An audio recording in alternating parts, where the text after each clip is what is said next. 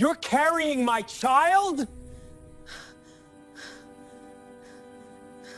Okay, besties, before we start, grab your tissues because this one hits different. Imagine this. You're 7 months pregnant, working yourself to death in a bar, hiding from the most dangerous man in Seoul, until he eventually finds you. Your estranged mafia boss husband, the father of your baby who doesn't even know you're carrying his child, and the mother-in-law from hell who orchestrated your entire separation? Before we continue, I want you to get comfortable and make sure you're subscribed, because you don't want to miss what's coming. Let's go. The bass from Club Paradiso rattled through Ifeoma's ribcage as she balanced a tray of overpriced whiskey. 7 months pregnant, and her ankles were so swollen her shoes cut into her flesh with every step. But the tips here were better than anywhere else that would hire someone without proper work papers. Her manager didn't ask questions. She didn't give answers. That's how survival worked in Seoul's underbelly when you were a foreign woman on the run, that she'd perfected the art of being invisible. Head down, smile plastic, moving through the VIP section like smoke. There, but not there. The uniform was too tight across her growing belly, but she'd learned to angle her body, to carry trays that hid the swell, to disappear into corners when the false contractions made her vision blur. Tonight should have been like any other night. Serve drinks, dodge grabbing hands, collect cash, go home to her shoebox apartment in Itaewon, and cry herself to sleep with one hand on her stomach, whispering apologies to the baby who deserved so much better than a mother living in the shadows. Then the energy in the room shifted. She felt him before she saw him. That electric charge that had always existed between them, like her body recognized his presence before her mind could process it. Her hands tightened on the tray, glasses trembling. Kang Jae-hoon entered the VIP section like he owned it. Because he did. He owned half of Seoul's underground, and the other half paid him tribute. Dressed in an all-black tailored suit that probably cost more than she'd make in a year, he moved with the lethal grace of a predator. Men stepped aside instinctively, and behind him, draped on his arm like expensive jewelry, was her. Han Soyeon, daughter of Seoul's political elite, everything Ifeoma could never be. Tall, pale, perfect, the kind of woman who belonged in Jaehoon's world. Ifeoma turned, ready to bolt for the back room, but her manager appeared, gripping her elbow with bruising force. Table 7 now. They requested you specifically. Her blood turned to ice. I can't. You will, unless you want to walk out of here unemployed and blacklisted from every establishment in Gangnam. His smile was all threat. Mr. Kang doesn't like to be kept waiting. Each step toward table 7 felt like walking to her execution. Her heart hammered so hard she thought her ribs might crack.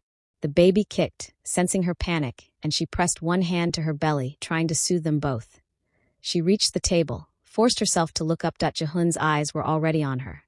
For 3 endless seconds, the world stopped. She watched recognition slam into him, watched his expression cycle through shock, confusion, and something darker. Possessiveness. Rage. Need. His companion said something, her voice high and irritating, but he didn't respond. Couldn't. His entire focus had narrowed to the woman standing before him, pregnant and trembling, and more beautiful than anything he'd seen in 6 months of searching.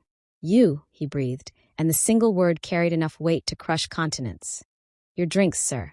Ifeoma's voice came out steady somehow. She set the whiskey down with hands that only shook slightly. Is there anything else? His hand shot out, gripping her wrist. Not hard enough to hurt, but firm enough to make his point. The touch sent electricity up her arm, muscle memory of all the times those hands had worshipped her body. How far along? His voice was deadly calm. The kind of calm that came before executions. I don't know what you're talking about. Ifeoma. Her name on his tongue after 6 months of silence made her knees weak. How far along? Jaehoon. Soyeon's voice cut through the tension like nails on glass. Who is this? Why are you holding some waitress's hand? 7 months, Ifeoma whispered, hating how her voice cracked. Please let me go. 7 months. He did the math instantly. She watched it happen, watched his eyes drop to her belly, then snap back to her face. Impossible. You left. You filed for divorce. Your mother made it very clear what you wanted. Tears threatened, but she swallowed them down. I'm just trying to survive. Please, I need this job. My mother. Something dangerous flickered across his face. What did she say? It doesn't matter now. She tried to pull away, but his grip tightened fractionally. Soyeon was saying something sharp in Korean, her perfectly manicured hand on Jehun's shoulder, trying to redirect his attention. The other club patrons were starting to stare, whispers spreading like wildfire. "Sir, you're causing a scene." The manager appeared, his face pale with fear. Everyone in Seoul knew Kang Jehun's reputation. "Miss Kim, get back to work. She's done working here."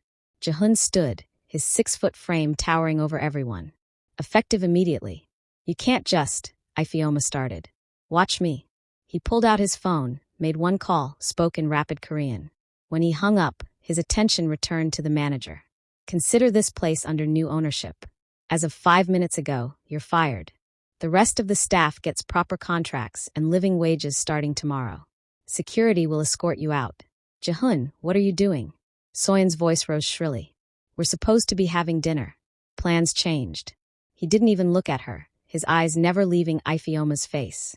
"My driver will take you home. Apologies for the inconvenience." "Inconvenience? You're humiliating me in public for some pregnant nobody."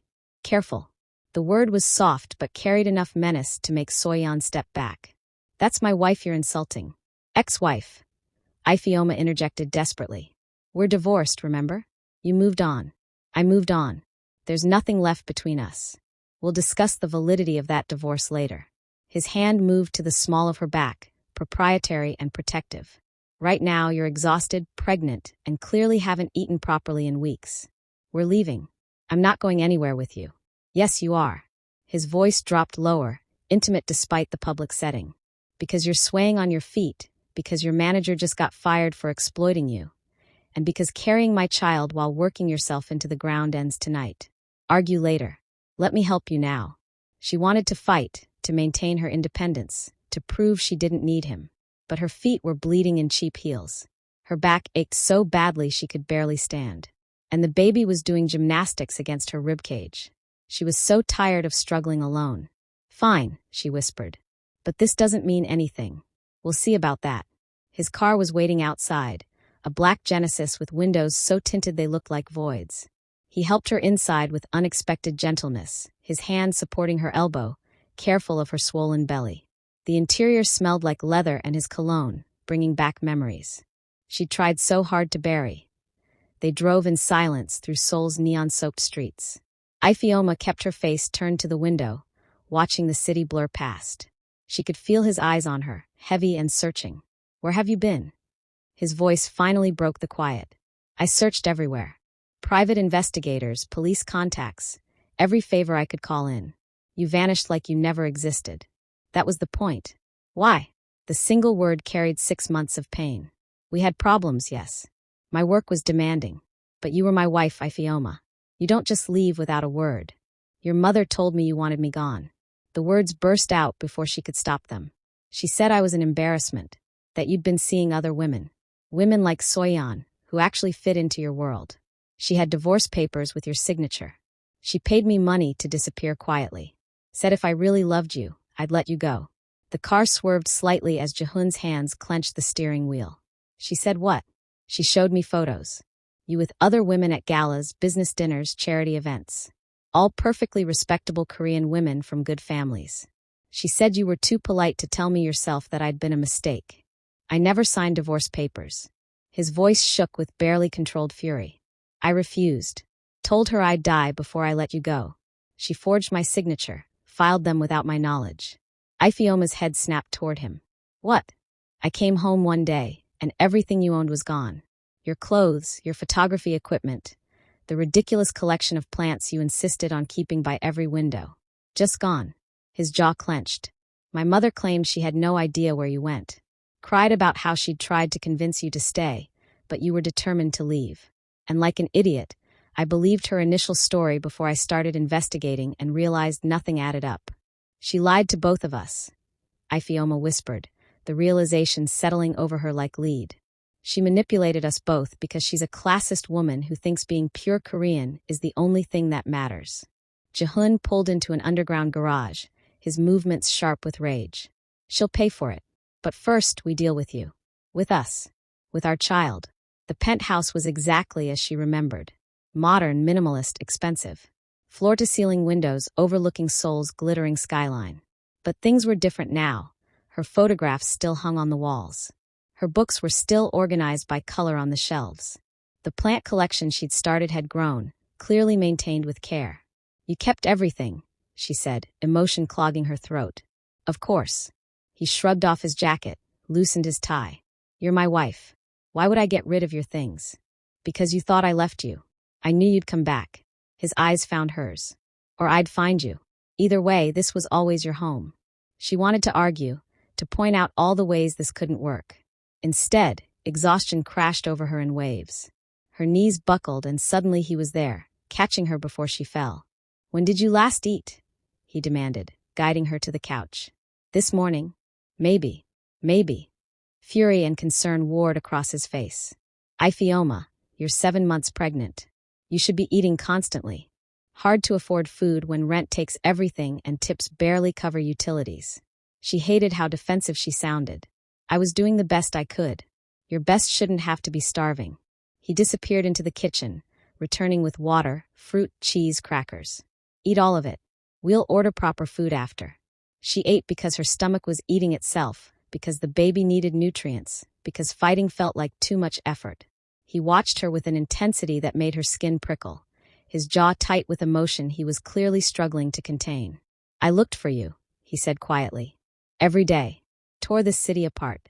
Had people checking hospitals, shelters, immigration records. Nothing. You'd completely disappeared. I worked in Hongdae for a while. Cash jobs, nothing official. Stayed with other foreigners who didn't ask questions." She took a long drink of water. "When I ran out of money, I took the club job. Better pay, no paperwork required. You've been living like that for 6 months. Pregnant. Alone." His hands clenched into fists. "While I've been..." He stopped, clearly editing whatever he'd been about to say. "While you've been with women like Soyeon." She couldn't keep the bitterness from her voice. "Soyeon means nothing. She's a business arrangement my mother set up. I've been on exactly 3 dinners with her, all public, all political." His eyes burned into hers. "There hasn't been anyone else, Ifioma. Not in 6 months. Not ever. You're it for me." "That's not what your mother said. My mother is a liar who will be cut from my life permanently." He moved closer, stopping just short of touching her. "I need you to understand something. The divorce papers were forged. You're still legally my wife. You've always been my wife. And that baby," his eyes dropped to her stomach, "that's my child. Mine. Which means you don't work yourself to exhaustion anymore. You don't struggle. You don't suffer. That ends tonight. You can't just decide. I already have." He pulled out his phone, made several rapid calls in Korean. By the time he finished, he'd arranged for a doctor to come first thing in the morning, ordered enough food for a week, and apparently hired a nutritionist. "This is insane," Ifioma protested weakly. "This is me taking care of what's mine." He crouched in front of her, careful not to invade her space. "I failed you once. Let you believe my mother's lies. Let you leave. Let you suffer for 6 months. That doesn't happen again. Jihun, please." The word cost him. "Please, Ifioma. Let me do this. Let me fix what I should have protected in the first place." She looked into his eyes and saw genuine emotion there. Not manipulation, not control. Just raw need to make things right. "Okay," she whispered. "But I'm not promising anything beyond tonight. Tonight is a start." He showed her to the master bedroom, their bedroom, where everything was exactly as she'd left it. He'd even kept her side of the closet full of her clothes, laundered and organized like she might return any moment. "Get some rest," he said from the doorway. "Real rest in a real bed. Tomorrow we see the doctor. Make sure you and the baby are healthy. Then we figure out everything else. Where will you sleep?" "Guest room."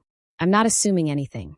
But his eyes lingered on her with such longing it made her chest ache. "Call me if you need anything. I'll be listening." After he left, Ifioma sank into the mattress and finally let herself cry. 6 months of pain, fear, and loneliness poured out in silent sobs. She cried for the marriage she'd thought was broken, for the lies that had nearly destroyed them, for the baby who'd been growing while she struggled alone. When she finally fell asleep, it was the deepest sleep she'd had in months. The next morning, Ifioma woke to sunlight and the smell of food. She found Jihun in the kitchen attempting to cook what looked like pancakes and failing spectacularly. "You can't cook," she said from the doorway. "I'm learning." He flipped a pancake. It landed half on the pan, half on the stove. How do you feel? Better than I have in months. She touched her belly. The baby's been quiet. Usually they're kicking by now. Concern flashed across his face. Is that normal? I think they're just comfortable, but the doctor should probably check. She'll be here in an hour. He abandoned the pancakes, crossing to her. Ifioma, I need to ask. Did you want this baby, or did you consider? No. She cut him off firmly. I never considered that. This baby is mine. Ours. Even when I thought you didn't want us, I wanted them. Relief flooded his features. Good. Because I want them too. So much it terrifies me. The doctor's visit confirmed everything was fine. The baby was healthy, right on track developmentally.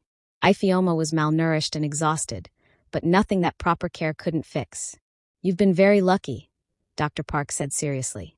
Another month of this stress, and we could have been looking at serious complications. But the baby is resilient. Like their mother, I think. After the doctor left, Jehun turned to Ifioma with an intensity that made her breath catch. We need to discuss us. There is no us. The divorce was never legal. He pulled out a folder, showed her documents. I had my lawyers investigate. My signature was forged. The filing was done without proper notification. Legally, we're still married. That's not possible. It's absolutely possible when your mother has enough money to bribe corrupt officials. His eyes burned into hers. You're my wife, Ifioma. You never stop being my wife. You can't just decide that. I'm not deciding anything. I'm stating facts. He moved closer. And here's another fact. I love you. I never stopped loving you. Every day you were gone felt like dying slowly. And now you're here, pregnant with our child, and I'm supposed to pretend I don't want to fall to my knees and beg you to stay. Jehun, I know I have to earn your trust back. I know my mother did damage that can't be fixed with pretty words. But Ifioma, you're it for me. You always have been. And I'll spend the rest of my life proving it if that's what it takes. Before she could respond, her phone rang. Unknown number. She answered out of habit. Did you really think you could hide forever? Soyeon's voice dripped poison. Did you think Jehun would choose you over someone suitable? You're nothing but a temporary embarrassment he'll tire of eventually. And that baby you're carrying? I'll make sure it never has a place in this family. Ifioma hung up, hands shaking. Who was that? Jehun demanded. No one. It doesn't matter. Ifioma. He cupped her face, forcing her to look at him. Tell me. So she did, and watched his expression transform from concern to pure rage. Stay here, he ordered, already reaching for his phone. Where are you going? To handle this. Permanently. He was gone before she could argue, leaving her alone in the penthouse with her spinning thoughts and kicking baby. 3 hours later, Jehun returned looking exhausted but satisfied. It's done, he said simply. Soyeon's threats have been dealt with. Her family's business dealings with my organization are permanently severed, and she's signed an ironclad NDA that will ruin her if she ever speaks about you or our child again. You didn't have to do that. Yes, I did. He crossed to her, his hands framing her face with infinite gentleness. No one threatens my family. No one. Not business rivals, not society women, not even my own mother. About your mother. She's cut off. Financially, socially, from my business. She manipulated us both, nearly destroyed our marriage, and let you suffer while pregnant. His voice was ice. She made her choice. Now she lives with it. Jehun, she's still your mother. And you're still my wife. My priority. Always. He pulled her against him, careful of her belly. I choose you, Ifioma. Every time, in every way, forever. She wanted to stay angry, to protect herself from more hurt. But standing in his arms, feeling safe for the first time in months, she felt her walls crumbling. I'm scared, she admitted against his chest. Of me. Of believing this is real. Of letting myself need you again and having it fall apart. Then let me prove it's real. He tilted her face up to his. Move back and officially. Let me take care of you and our baby. Let me show you every single day that you're my world. And if your mother tries something else, she won't. But if she does, she'll discover exactly how ruthless I can be when someone threatens what's mine. The possessiveness should have bothered her. Instead, it made her feel cherished, wanted protected. Okay, she whispered. But I have conditions. Name them. I'm not giving up my independence. Once the baby comes, I'm going back to work. My photography, my career, all of it. Agreed. I'll fund your studio.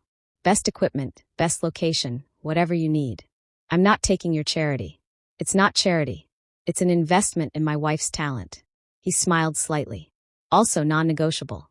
You're impossible. You love that about me. He wasn't wrong. What else? No more secrets about your business, your family, anything that might affect us. Complete honesty. Deal. And I have a condition of my own. What? Marry me again. At her shocked expression, he continued. A real wedding this time. Not the rushed ceremony my mother forced. Something real, with your family there, your friends. I want to marry you again with no doubts, no lies, nothing but us choosing each other. That's insane. Excessive. His eyes held hers. Ifioma, I let you believe I didn't want you. Let you struggle alone while pregnant with my child. The least I can do is make sure the entire world knows you're mine and I'm yours. Properly this time. You're really serious about this. I've never been more serious about anything in my life.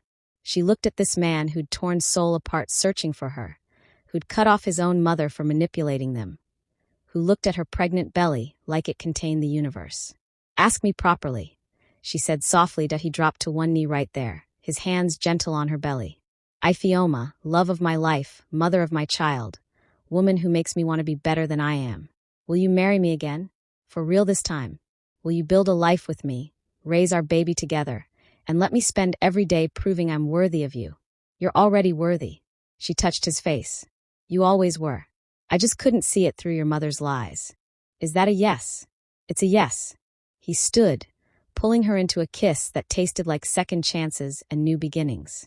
The baby kicked between them as if celebrating, and they both laughed. They're active, Jihun said, his hands spanning Ifioma's belly with wonder. How do you know what we're having? Call it intuition. He looked at her with such tenderness it stole her breath. Do you know? I didn't want to find out alone, she admitted. Wanted to wait until I wasn't alone anymore. You're never going to be alone again. He pulled out his phone. Dr. Park? We want to know. Can you tell us the gender from this morning's ultrasound? He put it on speaker. Dr. Park's warm voice filled the penthouse. Congratulations. You're having a girl. Jihun's face transformed completely. Wonder, joy, fierce protectiveness all at once. A daughter. His voice broke. We're having a daughter. Ifioma found herself crying, overwhelmed by seeing him like this, by the reality of their daughter becoming real. A girl. He dropped to his knees, pressing kisses to her belly through her shirt. Hi, little one. I'm your Appa. I'm going to spoil you terribly and probably be the most overprotective father in Seoul. But I promise I'll always keep you and your Iyama safe. Always. The next 2 months passed in a blur of preparation. Jihun threw himself into creating the perfect nursery with an intensity that bordered on obsession. He researched cribs, tested car seats personally, and somehow ended up with enough baby clothes to open a boutique. This is excessive, Ifioma protested, looking at the mountain of tiny dresses. Our daughter deserves options. He held up a onesie that said Daddy's Princess in Korean and English. Besides, look how cute this is. You're hopeless. I'm in love. He pulled her into his arms, careful of her massive belly. With you. With her. With this life we're building. Her photography studio opened 2 weeks before her due date. Jihun had commissioned a space in Hongdae. All natural light and high ceilings, close enough to the penthouse that she could walk there, but far enough to maintain independence. Her first collection was already getting buzz. Pieces that explored identity and belonging, the complexity of being a foreigner in Korea. You're brilliant, Jihun said, studying her latest photograph. This is going to make waves. You're biased. I'm honest. He kissed her temple. The art world won't know what hit them. Everything was falling into place. Too perfectly, almost. Like the universe was making up for the 6 months of hell. Then Ifioma's water broke at 3 a.m., 2 weeks early. Okay. Don't panic. Jihun was absolutely panicking, running around their bedroom like his hair was on fire. Hospital bag. Where's the hospital bag? I had it right here. Why is nothing where it should be? Oh God, we're having a baby. We're actually having a baby right now. Jihun. Ifioma gripped his arm through a contraction. Breathe. You practiced this. That was theoretical. His eyes were wild. This is real. Our daughter is coming. What if I drop her? What if I mess up? What if you get me to the hospital before I have her in the car? That snapped him back to focus. Within minutes, they were in the Genesis, speeding through pre-dawn Seoul. Jehun held her hand through every contraction, his knuckles white with tension. Labor was long, brutal. 18 hours of pain that made Ifeoma question every decision that led to this moment. But every time she wanted to give up, Jehun was there. "You're the strongest person I know," he whispered in her ear during a particularly vicious contraction. "You survived my mother's manipulation. You survived 6 months alone. You can survive this. You can do anything." When their daughter finally arrived at 9:17 p.m., screaming her displeasure at being evicted from her warm home, the world stopped. The nurse placed the baby on Ifeoma's chest, and she fell completely apart. This tiny, perfect human. Warm brown skin like hers, Jehun's delicate features. Eyes that would probably change color when they lost their newborn blue. "She's perfect," Jehun breathed, tears streaming down his face unashamedly. "Look at her. Look at what we made. She has your nose," Ifeoma said through her own tears. "She has your strength." He traced their daughter's tiny fingers. "What should we call her?" They'd discussed names for weeks. Korean names, American names, names that bridged both worlds. Nothing had felt right until now. "Hannah," Ifeoma said softly. "It works in both languages." And Jaiwoo for her middle name, so she knows both her worlds. "Hannah Jaiwoo Kong." Jehun tested it, smiled. "It's perfect. She's perfect. You're perfect." The first weeks home were chaos. Hannah had opinions about everything and wasn't afraid to share them at 3 a.m. Jehun transformed from crime lord to devoted father. Walking the floors at night, learning to change diapers without complaint, singing Korean lullabies in his terrible voice. "You're tone deaf," Ifeoma said one night at 4 a.m., watching him rock Hannah. "She doesn't care. She loves me anyway." He looked up, his expression soft. Just like her mother. Her mother is sleep-deprived and covered in baby spit-up. Her mother is the most beautiful thing I've ever seen. He wasn't wrong about the love part. Despite the exhaustion, despite the chaos, Ifeoma had never been happier. 6 months after Hannah's birth, Jehun surprised Ifeoma with the wedding he'd promised. Not some massive society event, but an intimate ceremony on Jeju Island. Her mother flew in from California, crying through the entire ceremony. His friends from the organization stood as groomsmen, reformed criminals in designer suits. And Hannah, dressed in traditional hanbok, stole the show by wailing through the vows. "I, Kang Jehun, take you, Kim Ifeoma, to be my lawfully wedded wife," he said, his voice thick with emotion. "Not because my mother chose you, not because circumstances forced us together, but because you're the best thing that ever happened to me. Because you gave me a daughter I don't deserve.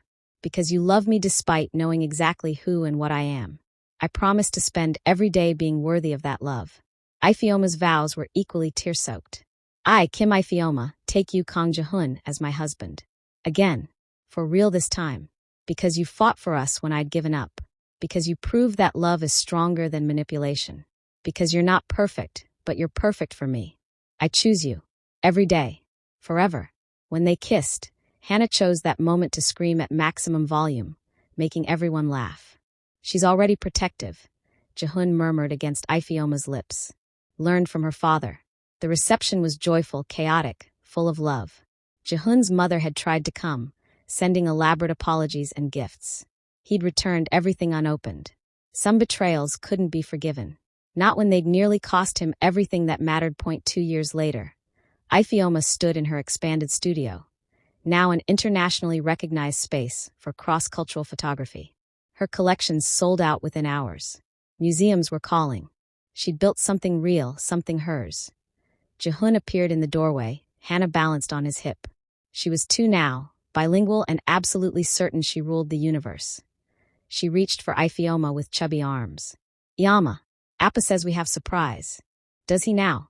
Ifeoma took their daughter, catching Jehun's secretive smile. "What surprise?" "Well," he said, moving closer. "I know you said 1 child was enough, that you weren't sure about more, but, oh no." She looked at him suspiciously. "What did you do?" "I didn't do anything. You did." His hand rested on her stomach with reverent certainty. "You're pregnant. About 8 weeks, if I'm calculating correctly." "How could you possibly?" "You've been exhausted, nauseous in the mornings. Your breasts are tender." At her shocked expression, he grinned.